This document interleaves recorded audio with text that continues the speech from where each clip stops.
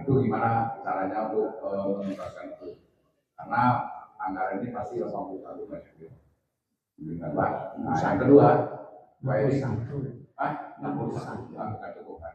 Yang kedua khusus Pak Erik, saya mau tanya, ini praktis persiapan kita tahun ini untuk Asian Games rada tidak maksimal Pak, karena tidak ada tes di luar negeri maupun uji coba bagi tim-tim yang melakukan persiapan.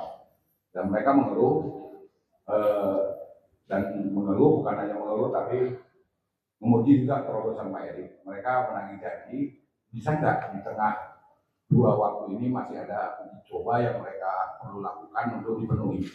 Itu yang saya pengen tanyakan. Terima kasih Pak. Saya sudah sampaikan beberapa kali, jangan pernah pertanyakan komitmen Bapak Presiden untuk olahraga Indonesia. Beliau adalah bagian olahraga Indonesia. Beliau juga berkecimpung di olahraga cukup lama. Karena itu beliau tentu meminta saya kemarin di Hadalang untuk situasi seperti apa, untuk persiapan daripada multi event, baik Olimpiade, SEA Games, Asian Games. Saya sampaikan bahwa kembali bukannya mengulang-ulang, mohon maaf, tetapi memang tidak bisa persiapan atlet itu jangka pendek. Kalau kita bicara Olimpiade 2032, atletnya juga harus disiapkan hari ini, bukan 1 tahun sebelum Olimpiade. Karena itu terobosan yang kita lakukan hari ini, karena memang ini masa transisi masih dalam arti pola pikir yang keberpihakan. Karena itu tadi kita sudah mengusulkan sejak tahun kemarin sebenarnya yang namanya Platnas itu terfokus menjadi targeted di multi event yang kita lakukan, termasuk atlet-atletnya. Jadi contoh seperti di Asian Games ini, di beberapa cabur kemarin dari atletik kita memfokuskan kepada 14 atlet kemarin. Sudah ada kesepakatan dengan Pak.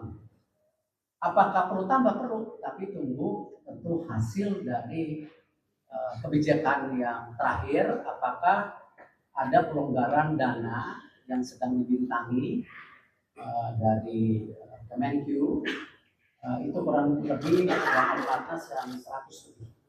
Nah ini kita sedang tunggu.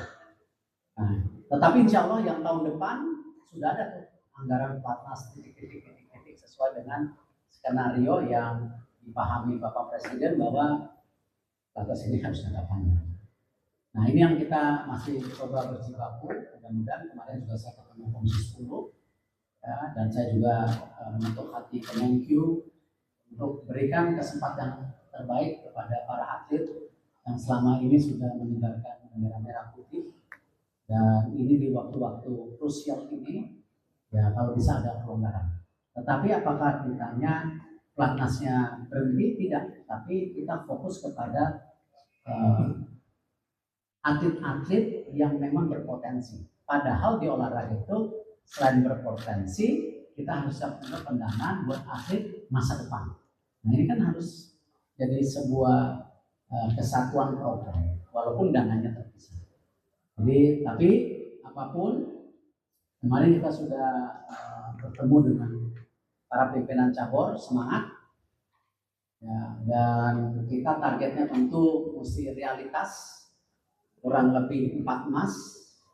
Kalau dulu 7, tetapi dulu 7 itu sendiri ada 3 nomor yang sudah tidak dipertandingkan lagi di Asian Games seperti menembak dan dayung. Nah, kita coba bersama Chief Division tadi akan mendorong dari hal-hal yang lain supaya para atlet kita bisa perform. Nah, mudah-mudahan ini yang menjadi sesuatu yang bukan terobosan tetapi sebuah kebersamaan yang bisa memastikan ketika atlet bertanding moralnya pada titik yang maksimal. Itu kita coba. Itu disampaikan bahwa itu 4 emas. Jangan dikurang-kurangin ini 4. Ya. Kalau bisa didoain ditambah. Amin. Visitasi kapan Pak? Sudah Pak, kita visitasi ini mulai dari minggu depan nanti. Tadi juga Pak Menteri sudah menyampaikan nanti kami bersama-sama dengan Pak Menteri khususnya bagi cabur-cabur yang memang sudah dipersiapkan dan diprediksi akan mendapatkan emas, kita akan melakukan penambahan konsolidasi di awal, tapi nanti kita akan juga lakukan sampai kepada 32 cabur tersebut. Ya, nanti kalau Pak mau berbicara target nanti mungkin Pak Menteri nanti akan lebih menjelaskan dan cabang-cabang olahraga apa.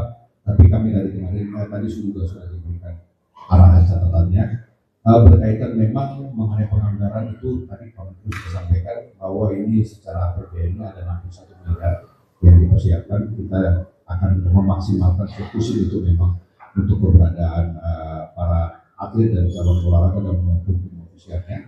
Di luar daripada itu memang kita memang akan merencanakan untuk membuka dan juga mengedukasi teman-teman swasta dalam bentuk sponsor. Gitu. Tentunya ini dalam kerangka memang untuk bisa bagaimana kita mensukseskan Asian Games sendiri.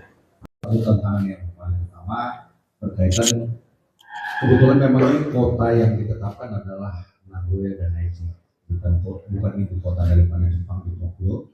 Memang ada limitasi terhadap kondisional akomodasi, hotel dan lain-lain di sana. Tetapi dari minggu kemarin kita sudah berkoordinasi dengan perusahaan besar kita di Jepang dan juga beberapa jaringan yang ada di sana.